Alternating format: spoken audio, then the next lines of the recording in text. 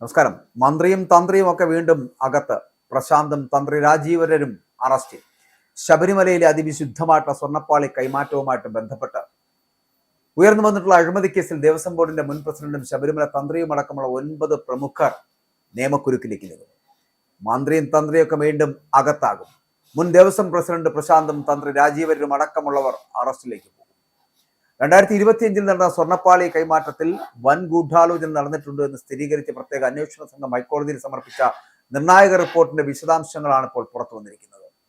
കേസിൽ വിജിലൻസ് അന്വേഷണം അന്തിമഘട്ടത്തിലേക്ക് കടക്കുന്നതോടെ മുൻ ബോർഡ് പ്രസിഡന്റ് പി എസ് പ്രശാന്തിന്റെ അറസ്റ്റിനും തന്ത്രി കണ്ഠരര് രാജീവരനും മറ്റൊരു കേസിൽ കൂടി പ്രതിയാകുവാനുള്ള സാധ്യതകളാണ് തെളിയുന്നത്. തിരുനടയിലെ സ്വർണ്ണപ്പണികളുമായി ബന്ധപ്പെട്ട എല്ലാ ചട്ടങ്ങളും കീഴ്വഴക്കങ്ങളും പൂർണ്ണമായിട്ട് മറികടന്ന് കോടികൾ വിലമതിക്കുന്ന സ്വർണ്ണപ്പാളികൾ ഉണ്ണികൃഷ്ണൻ പോറ്റി എന്ന സ്വകാര്യ വ്യക്തിക്ക് കൈമാറിയതിന് പിന്നിൽ കൃത്യമായിട്ടുള്ള അഴിമതി ലക്ഷ്യങ്ങൾ ഉണ്ടായിരുന്നുവെന്നാണ് അന്വേഷണ സംഘത്തിന്റെ കണ്ടെത്തൽ. ഔദ്യോഗിക പദവികൾ ദുരുപയോഗം ചെയ്ത് ഗൂഢാലോചനയ്ക്ക് കൂട്ടുന്ന ഭരണ ആത്മീയ നേതൃത്വങ്ങളിലെ പ്രമുഖരെ കൃത്യമായി പ്രതിപട്ടികയിൽ ചേർത്താണ് SIT റിപ്പോർട്ട് തയ്യാറാക്കിയിരിക്കുന്നത് പോലും. മുൻ Devaswom president P S Prashanth, board അംഗങ്ങളായിരുന്ന അജികുമാർ, സന്തോഷ് കുമാർ, ശബരിമല തന്ത്രി Kandararu Rajeevararu, Thiruvabharanam commissioner Rajilal, Devaswom board secretary Bindu, Unnikrishnan Potti, Pankaj Bhandari, Govardhan എന്നിവരാണ് ഈ ഹൈ പ്രൊഫൈൽ കേസിലെ പ്രധാന പ്രതികൾ. അതേസമയം ആദ്യഘട്ടത്തിൽ സംശയ നിഴലിലായിരുന്ന മുരാരി ബാബുവിനെ കൃത്യമായിട്ടുള്ള തെളിവുകളുടെ അഭാവത്തിൽ അന്വേഷണ സംഘം ഒഴിവാക്കിയിട്ടുണ്ട്. പുതുക്കിയ ഈ പ്രതിപട്ടക വൈകാതെ തന്നെ കൊല്ലം വിജിലൻസ് പ്രത്യേക കോടതിക്ക് കൈമാറുകയും ചെയ്തു.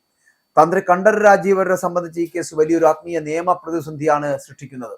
ഇതിനു മുൻപും ചില വിവാദങ്ങളിൽപ്പെട്ടുള്ള തന്ത്രി ഔദ്യോഗിക പദവിയിലിരിക്കെ ചട്ടവിരുദ്ധമായിട്ടുള്ള സ്വർണ്ണ കൈമാറ്റത്തിന് അനുമതി നൽകുകയോ ഒത്താശ ചെയ്യുകയോ ചെയ്തു എന്ന ഗുരുതരമായിട്ടുള്ള കണ്ടെത്തലാണ് ഈ കേസിൽ അദ്ദേഹത്തെ പ്രതിപട്ടികയിൽ എത്തിച്ചിരിക്കുന്നത്.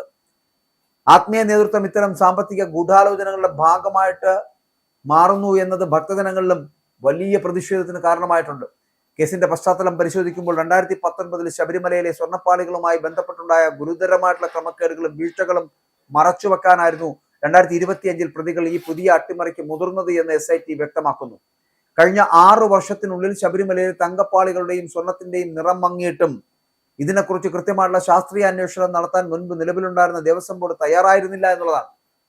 സ്വർണത്തിന്റെ ഗുണനിലവാര തകർച്ച പുറത്തറിയുന്നത് അത് തടയാനായിരുന്നു പ്രതികളുടെ ശ്രമം എന്ന് പറയപ്പെടുന്നത്. നിറം മങ്ങിയ സ്വർണ്ണപ്പാളികൾക്ക് കമ്പനിയുടെ വാറണ്ടി ഉണ്ട് എന്ന സാങ്കേതികമായിട്ടുള്ള ന്യായം പറഞ്ഞാണ് ചട്ടവിരുദ്ധമായിട്ട് ഇവ ഉണ്ണികൃഷ്ണൻ പോറ്റിക്ക് കൈമാറിയത് എന്ന് പറയപ്പെടുന്നു.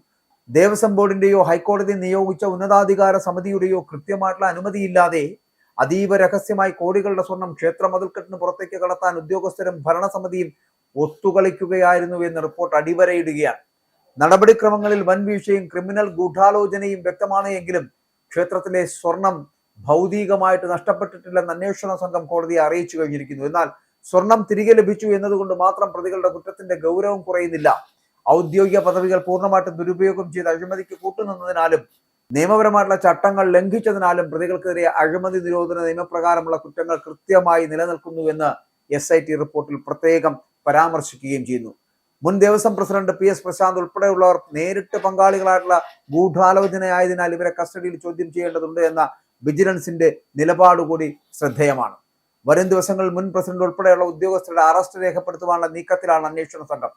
ശബരിമലയിലെ ഏതൊരു നിർമ്മാണ പ്രവർത്തനവും സ്വർണം പോലുള്ള വിലപിടിപ്പുള്ള വസ്തുക്കളുടെ കൈകാര്യം ചെയ്യലും കർശനമായ നിയമങ്ങൾക്കും ഓഡിറ്റിങ്ങിനും വിധേയമാണ്. എന്നാൽ ഈ കേസിൽ തിരുവാഭരണം കമ്മീഷണറും ദേവസ്വം ബോർഡ് സെക്രട്ടറിയും ഉൾപ്പെടെയുള്ള ഉന്നത ഉദ്യോഗസ്ഥർ തങ്ങളുടെ അധികാര പരിധി മറികടന്നാണ് പ്രവർത്തിച്ചത് എന്നുള്ളതാണ്. സ്വർണ്ണപ്പാളികൾ പുറത്തേക്ക് കൊണ്ടുപോകുവാൻ സ്വകാര്യ വ്യക്തിക്ക് അനുമതി നൽകിയതിലൂടെ ക്ഷേത്രത്തിന്റെ സുരക്ഷയെയും ആചാരങ്ങളെയും ഇവർ വെല്ലുവിളിക്കുകയായിരുന്നു.